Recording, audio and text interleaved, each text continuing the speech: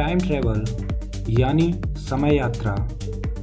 ये सुनने में तो बड़ा अच्छा लगता है, लेकिन इसके पीछे का लॉजिक दिमाग को चकरा देता है। हम सभी चाहते हैं कि समय में पीछे जाकर अपने द्वारा की गई सारी गलतियों को सुधार लें और भविष्य में समय यात्रा करके अपना भविष्य भी जान लें। लेकिन क्या ये संभव है? क्या काल यानी समय में यात्रा की जा सकती है? अगर वैज्ञानिक दृष्टि से देखा जाए तो काल यात्रा संभव है। अगर देखा जाए तो हम सभी समय में यात्रा कर रहे हैं। हम सभी भूतकाल से निकलकर वर्तमान में होते हुए लगातार भविष्य की ओर बढ़ते चले जा रहे हैं और इसी को ही समय यात्रा कहते हैं। और हमारी समय में यात्रा की दर 1 घंटे प्रति घंटे की दर से है, यानी कि हमें भविष्य में 1 घंटा आगे जाने के लिए 1 घंटे का ही समय अंतराल लगेगा।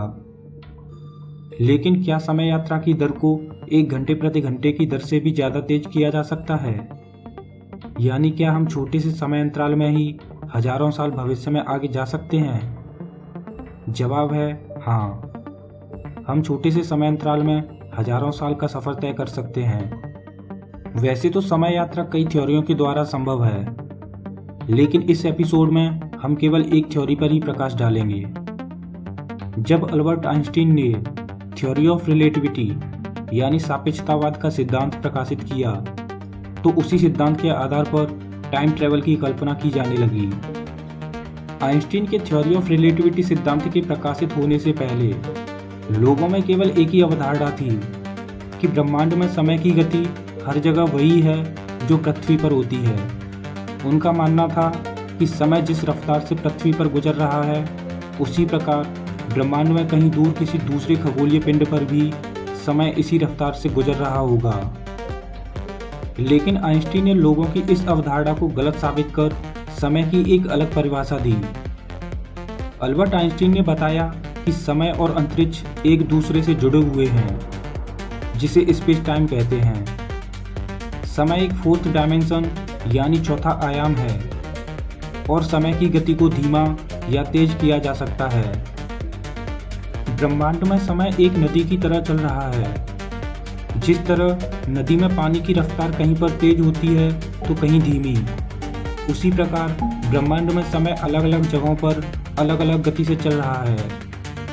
आइंस्टीन के द्वारा थ्योरी ऑफ रिलेटिविटी सिद्धांत में दिए स्पेस टाइम की इक्वेशन से ही टाइम ट्रैवल संभव है। आइंस्टीन के स्पेस टाइम की इक्वेशन के अनुसार अगर कोई वस्तु जितनी तेज चलेगी तो उसके लिए समय धीमा हो जाएगा, और उस वस्तु की गति जितनी बढ़ती जाएगी तो उसके लिए समय उतना ही धीमा होता चला जाएगा।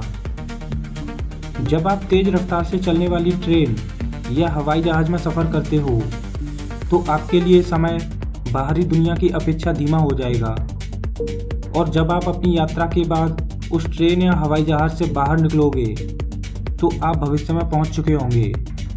हालांकि इतनी कम रफ्तार से चलने की वजह से आप भविष्य में मात्र 1 सेकंड के करोड़वें हिस्से जितना ही आगे पहुंच पाओगे।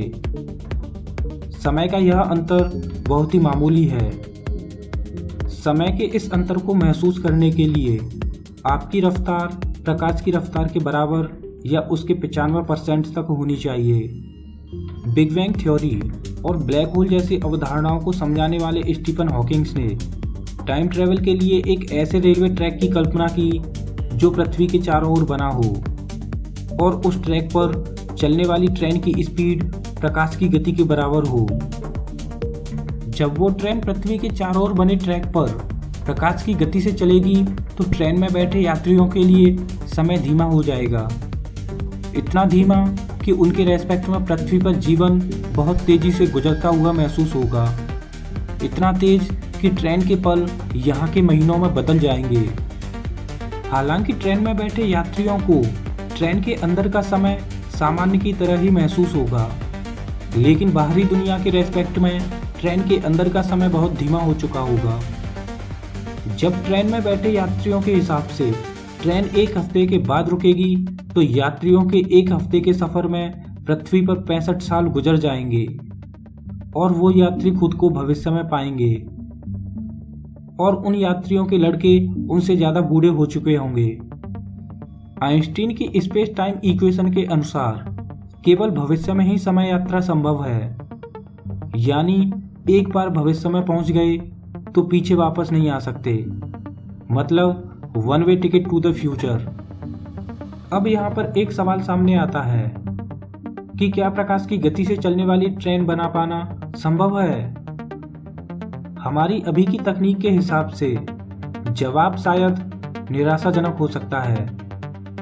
अभी ऐसी ट्रेन बनाना संभव नहीं है, क्योंकि आइंस्टीन की थ्योरी ऑफ रिलेटिविटी के अनुसार अगर किसी वस्तु की स्पीड बढ़ती जाएगी तो उसका मास यानी द्रव्यमान भी बढ़ता जाएगा।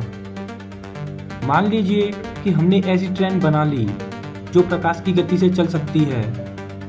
जब ये ट्रेन प्रकाश की गति से चलेगी तो इसका मास यानी द्रव्यमान इन्फानाइट यानी अनंत हो जाएगा और आइंस्टीन के द्वारा दिए गए समीकरण E=mc² से इन्फानाइट द्रव्यमान वाली ट्रेन को चलाने के लिए इन्फानाइट एनर्जी की ही जरूरत पड़ेगी।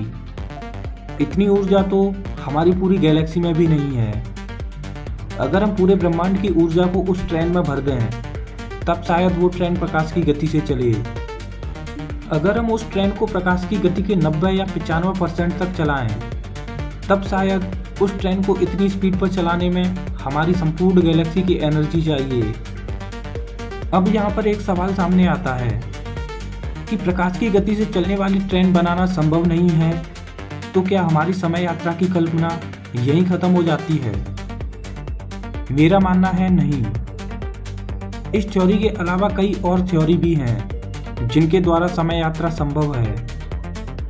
दोस्तों, आज के इस एपिसोड में बस इतना ही। अगर वीडियो अच्छा लगा हो तो लाइक कीजिए और हमारे चैनल को सब्सक्राइब कीजिए। मैं हूं आपका दोस्त श्याम। फिर से मिलेंगे एक और नए एपिसोड में। तब तक के लिए नमस्कार।